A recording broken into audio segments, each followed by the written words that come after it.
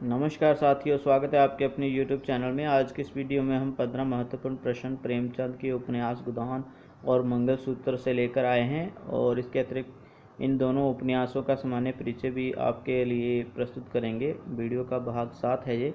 प्रेमचंद उपन्यास की वीडियो का भाग 7 लेकर आए हैं साथियों, तो वीडियो अंत तक आप ज़रूर देखिएगा। ये अंतिम वीडियो होगी इस सीरीज़ की प्रेमचंद उपन्यास के ऊपर आधारित। तो चलिए वीडियो को स्टार्ट करते हैं अधिक समय न लेते हुए। ठीक है साथियों, आज का हमारा पहला प्रश्न है, गोदान उपन्यास का प्रकाशन वर्ष क्या है। तो साथियों सीधा ऑप्शन पर जाते हैं, 1936। दूसरा प्रश्न है, गोदान उपन्यास की विशेषता कौन सी नहीं है। ये ऑप्शन पढ़ लेते हैं, भारतीय कृषक समाज की दयनीय कहानी, ये तो ठीक है, ये विशेषता है। साहूकार जमींदारों और साहूकारों, जहाँ पर सूदखोर होना था साथियों, तो द्वारा किसानों का शोषण, ये भी ठीक है। मृत्यु के समय गाय का दान न कर पाना सबसे बड़ी त्रासदी माना गया है इसमें, होरी के द्वारा, उसके परिवार के द्वारा, ये भी ठीक है। तो उस उपन्यास का अंत सुखमय है। तो साथियों ये गलत है, लेकिन ऑप्शन बिल्कुल ठीक है। यही पूछा गया है, कौन सा सही नहीं है, कौन सी विशेषता सही नहीं है। आगे आगे चलते हैं साथियों। तीसरा प्रश्न है, गोदान की मूल समस्या, ऋण की समस्या, किसका विचार है। रामविलास शर्मा, नामवर सिंह निराला या राम स्वरूप चतुर्वेदी। तो पहला बिल्कुल सही है, रामविलास शर्मा। आगे साथियों, गोदान का कौन सा पात्र बेलारी गांव में रहता है। तो साथियों ऑप्शन आएगा होरी, तीसरा। और एक और गांव का नाम आया साथियों, सेमरी गांव का नाम इसमें आया है इस उपन्यास में। तो वहाँ पर कौन रहता है, वहाँ पर जो रहता है, जो तीर मैंने बनाया है अभी, राय साहा अमरपाल सिंह। ठीक है साथियों, तो आगे पढ़ते हैं। गोदान में गांधी और मार्क्स को प्रेमचंद ने घुला मिला दिया है, ये मत किसका है। तो साथियों ये ऑप्शन तीसरा डॉक्टर बच्चन सिंह का है। छठे प्रश्न पर चलते हैं कि होरी के पास कितने बीघा ज़मीन थी। तो साथियों आपको बता दूं, ऑप्शन जो है तीसरा बिल्कुल दुरुस्त होने वाला है। ठीक है, तीसरा प्रश्न बिल्कुल सही है, 5 बीघा ज़मीन थी। सातवें प्रश्न पर चलते हैं, संक्रमण की पीड़ा का दस्तावेज किसने गोदान को बताया। तो साथियों दूसरा ऑप्शन बिल्कुल सही है, प्रेमचंद ने ही संक्रमण की पीड़ा का दस्तावेज कहा है गोदान को। अगले प्रश्न पर चलते हैं। आठवां प्रश्न है, मंगलसूत्र उपन्यास का प्रकाशन वर्ष क्या है। तो साथियों 1948 है। प्रेमचंद की मृत्यु के कुछ सालों बाद ही ये प्रकाशन वर्ष में आया था, ये प्रकाशन आया था 1948 वर्ष में। तो साथियों किसके कहने पर प्रेमचंद ने गो के साथ बड़ा ओ लगाने के बजाय ग पर ग के साथ छोटा ओ प्रयोग किया, गो कर दिया। तो साथियों ये ऑप्शन है तीसरा। ठीक है, जनार्दन प्रसाद झा के कहने पर ही ग के साथ छोटे ओ का प्रयोग करने के लिए कहा गया, जनार्दन प्रसाद झा द्विज के द्वारा। ठीक है, और सलाह को मान लिया था प्रेमचंद ने। आगे चलते हैं साथियों, गोदान के कुल कितने अध्याय हैं। तो 36 अध्याय हैं। आगे चलते हैं, प्रेमचंद उपन्यास का मुख्य नायक कौन, माफ करिएगा, मंगलसूत्र उपन्यास का मुख्य नायक कौन है। तो साथियों ऑप्शन चौथा बिल्कुल सही है, देव कुमार। तो 12वें प्रश्न पर चलते हैं, प्रेमचंद ने अपने किस उपन्यास में भारतीय लेखकों के दयनीय आर्थिक स्थिति की ओर इशारा किया है। तो साथियों मंगलसूत्र में किया है। 13वां प्रश्न, मंगलसूत्र उपन्यास को किसने पूर्ण किया। तो साथियों जब प्रकाशन वर्ष 1948 में जे प्रकाशित हुआ वो मंगलसूत्र उपन्यास, तो इसको पूरा किया गया था प्रकाशित होने से पहले अमृत राय प्रेमचंद के ही पुत्र ने। आगे 14वां प्रश्न है साथियों, गोवर झुनिया धनिया होई किस उपन्यास के पात्र हैं। ये तो आपको पता ही होगा, गोदान। 15वां प्रश्न है, गोदान का कौन सा पात्र शहर से है। तो साथियों मिस मालती शहर से है। और ये तीसरा विकल्प है जो ये रूपा नाम आना है यहाँ पर। ठीक है, रूप नहीं। तो ये तो हो गए 15 प्रश्न। अच्छे लगे हों तो वीडियो अंत तक जरूर देखिएगा। आगे हम सामान्य परिचय पढ़ेंगे। वीडियो अधिक लंबा ना हो इसलिए हमने जल्दी से प्रश्न पढ़ लिए हैं साथियों। अभी हम चर्चा करेंगे गोदान उपन्यास पर सामान्य सा परिचय, संक्षिप्त सा परिचय देंगे साथियों आपको। शुरू करते हैं। प्रेमचंद के नाम में ही कुछ जादू है। इस जादू की सबसे प्रभावशाली और तिलस्मी छड़ी का नाम गोदान उपन्यास का प्रकाशन 10 जून 1936 को सरस्वती प्रेस बनारस से हुआ। गोदान के नामकरण के संबंध में आलोचक जनार्दन प्रसाद झा द्विज का कहना है कि प्रेमचंद ने ग्रामीण उच्चारण की स्वाभाविकता के विचार से पहले इसका नाम गोदान रखा था, लेकिन उनके कहने से उन्होंने गौ के स्थान पर गो कर दिया। उर्दू में यह उपन्यास प्रेमचंद की मृत्यु के एक वर्ष बाद गौदान के नाम से मकतबा जामिया दिल्ली से प्रकाशित हुआ। ठीक है साथियों, ये तो हो गई सामान्य सी जानकारी। आगे हम पढ़ेंगे, इसके बारे में और जान लेते हैं विस्तृत रूप से। अभी गोदान उपन्यास भारतीय किसान दंपत्ति होरी धनिया के स्वाभिमान तथा संघर्ष की करुण गाथा है। यह उपन्यास आज़ादी से पूर्व के भारतीय कृषक समाज की मार्मिक कहानी प्रस्तुत करता है। ब्रिटिश कालीन भारत में किस तरह महाजन, जमींदार और सूदखोर किसानों का रक्त चूस चूस कर अपना घर भरते थे, इस बात का इस उपन्यास में सजीव चित्रण हुआ है साथियों। तो आपको बता दूं कि महाजन, जमींदार, सूदखोर किसानों की मजबूरी का फ़ायदा उठाते थे। किसान को जब अपनी बेटी की शादी करनी होती थी, या फिर खेतों की सिंचाई के लिए कुआं खुदवाना होता था, या फिर है ना बीज खरीदना होता था, है ना, तो ऐसी बहुत सारी मजबूरियां होती थी किसान के सामने, जिस कारण वो इन लोगों से, बड़े लोगों से ऋण लेता था, और बड़े ऊंचे दाम पर ब्याज भी उस ऋण का हुआ करता था। ठीक है साथियों, तो उसके बदले में किसान की ज़मीन गिरवी रखवा ली जाती थी, तो पूरी ज़िंदगी ही ब्याज ही नहीं चुका पाता था किसान। ठीक है साथियों, तो यही समस्या जहाँ पर भी प्रस्तुत की गई है इस उपन्यास में। इसके अतिरिक्त साथियों एक कहानी है साथियों प्रेमचंद की, सवा सेर गेहूँ। यदि आपने शॉर्टकट में समझना है कि किसानों के साथ किस तरह का व्यवहार होता था इन महाजन, जमींदार और सूदखोर लोगों के द्वारा, तो आप सवा सेर गेहूँ की कहानी जरूर पढ़िए। तो साथियों अभी हम आगे चलते हैं। रंगभूमि उपन्यास का भी थोड़ा सा जिक्र आ रहा है अभी। रंगभूमि के सूरदास की तरह होरी का संघर्ष भी इस उपन्यास में दो मोर्चों पर है। पहला मोर्चा सामंत महाजनों के खिलाफ, दूसरा अपने पारिवारिक सदस्यों के खिलाफ। ठीक है, तो होरी का जीवन जो है बहुत संघर्षशील है। वो उन महाजनों, सामंतों के साथ तो उसका संघर्ष चलता ही है, लेकिन उसके अपने परिवार वाले भी उसका साथ जो अच्छी तरह से नहीं दे पाते हैं। अपनी निश्चल, रूढ़िवादी और पुरातन विचारधारा के कारण उसे दोनों मोर्चों पर झुकना पड़ता है। होरी जहाँ पर साथियों आदर्शवाद का प्रतीक है। आदर्शवाद कहता क्या है? आदर्शवाद यही कहता है कि जितनी मर्जी समस्याएं, कठिनाइयां हैं, उसका सामना करें, उसको सहन करें। आदर्शवाद ये कहता है। ठीक है, लेकिन आदर्शवाद आदर्श को तोड़ने के लिए नहीं कहता है। ठीक है, एक और जहाँ लाला पटेश्वरी, मंगरू शाह, झिंगुरी लाल, नोखे राम, दाता दीन, दरोगा जैसे लोग उसका खूब शोषण करते हैं, होरी की बात हो रही है, उसका शोषण करते हैं, वहीं दूसरी ओर उसके सगे भाई हीरा, शोभा और पुत्र गोवर भी उसके खिलाफ उड़ते हैं। साथियों एक कहानी बताता हूँ इसमें कि हीरा जो होरी का भाई है, वो होरी की गाय को ही जहर दे देता है। इतना जलन होती है उसको अपने भाई की तरक्की देखकर इस उपन्यास में साथियों। और वो गाय किसकी थी? भोला नाम के एक व्यक्ति की गाय थी। तो होरी ने उससे ली थी ये गाय, वो घर पर लेके आया था, लेकिन उसके भाई उससे जलना शुरू कर देते हैं और हीरा जहर देकर भाग जाता है कहीं और उसके जाने के बाद, मतलब हीरा के जाने के बाद उसकी पत्नी की जिम्मेदारी फिर होरी अपने कंधों पर उठा लेता है, उसके परिवार की भी देखभाल करता है। देख लो, इतने आदर्शवादी पात्र हैं ये होरी। आगे पढ़ते हैं। गऊ से अपार प्रेम करने वाले और आजीवन भारत की महान हिंदूवादी गौ संस्कृति का संरक्षण करने वाले होरी की मृत्यु के समय गोदान करने के लिए गऊ का ना होना ही इस उपन्यास की सबसे बड़ी त्रासदी है।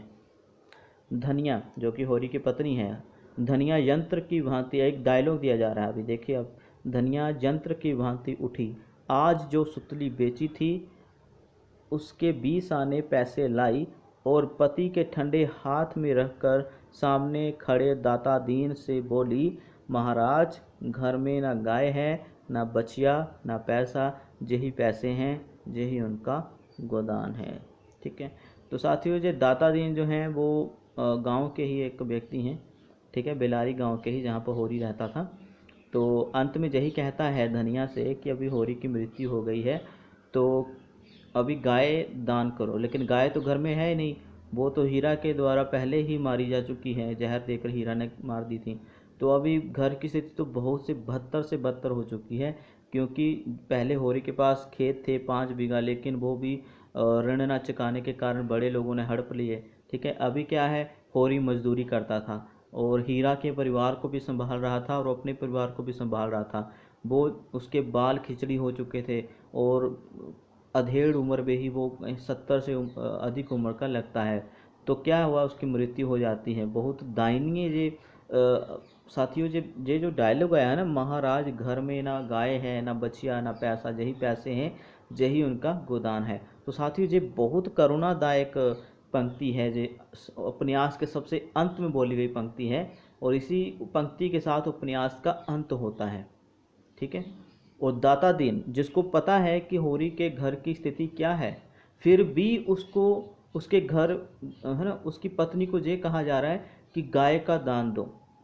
मतलब किस प्रकार के ये लोभी प्राणी हैं इस संसार में, जो किसी की मजबूरी तक नहीं समझते, ठीक है साथियों। तो यही समस्या है पूरे उपन्यास की। आगे पढ़ते हैं थोड़ा सा।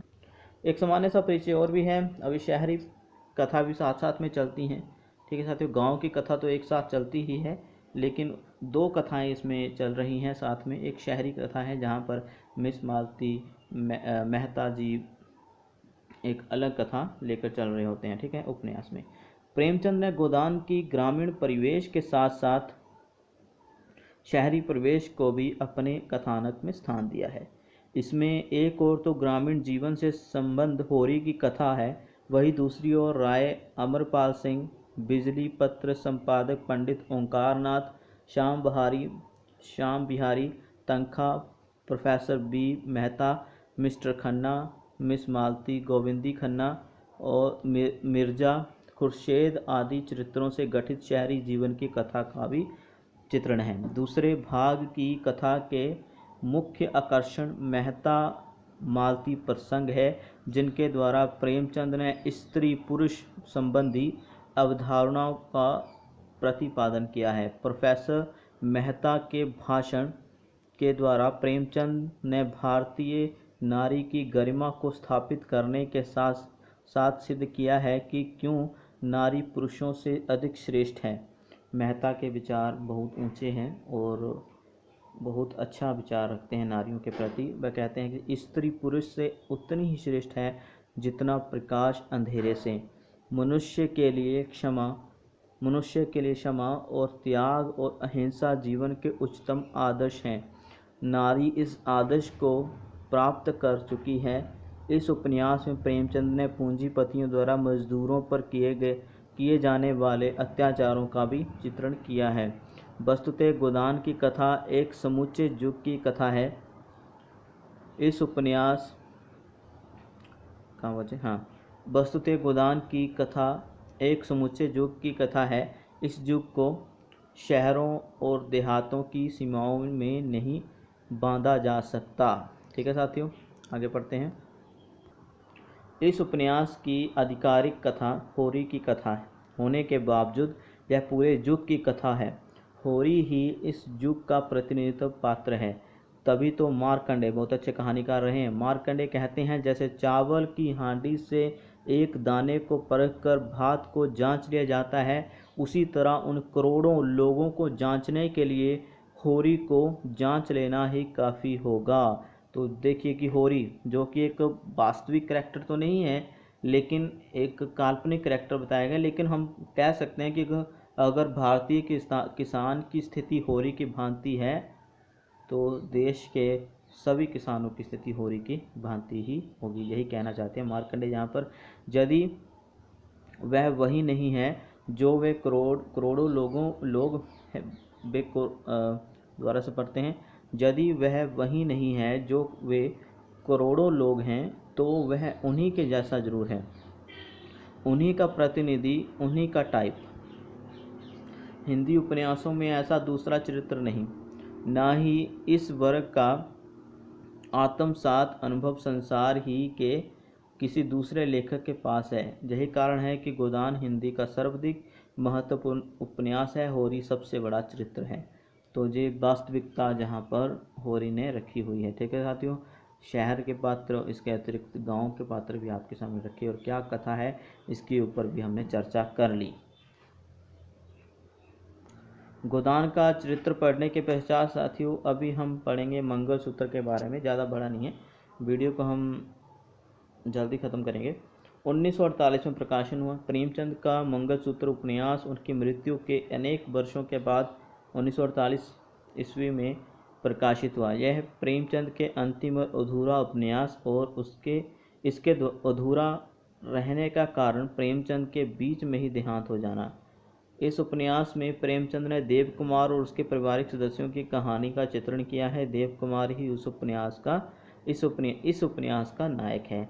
वह प्रतिष्ठित साहित्यकार है, किंतु घोर सिद्धांतवादी और समर्पित आदर्शवादी होने के कारण उसे आर्थिक परेशानियों का सामना करना पड़ता है। अपनी उदारता और साहित्य प्रेम के कारण ही वह जवानी में अपनी 2 लाख की भू संपत्ति मात्र 10,000 रुपये में सेठ गिरधर दास को बेनामा करा चुका होता है। तो ये स्थिति बताई गई है साथियों। आगे पढ़ते हैं। जी हाँ साथियों, इस उपन्यास में देव कुमार के 2 पुत्र हैं। 2 पुत्र दिखाए गए हैं, और दोनों में परस्पर विरोधाभास है। बड़ा लड़का संत कुमार भौतिकवादी और धन लोलुप है, धन का लालची है। छोटा लड़का साधु कुमार पिता के आदर्शों पर चलने वाला युवक है। वह धन को अधिक महत्व नहीं देता है। छोटा लड़का श्री हंसराज रहबर का मानना है कि प्रेमचंद इस उपन्यास में अपनी ही जीवन कथा लिख रहे हैं। ठीक है, अपनी ही जीवन कथा लिख रहे हैं, एक विद्वान ये मान रहे हैं।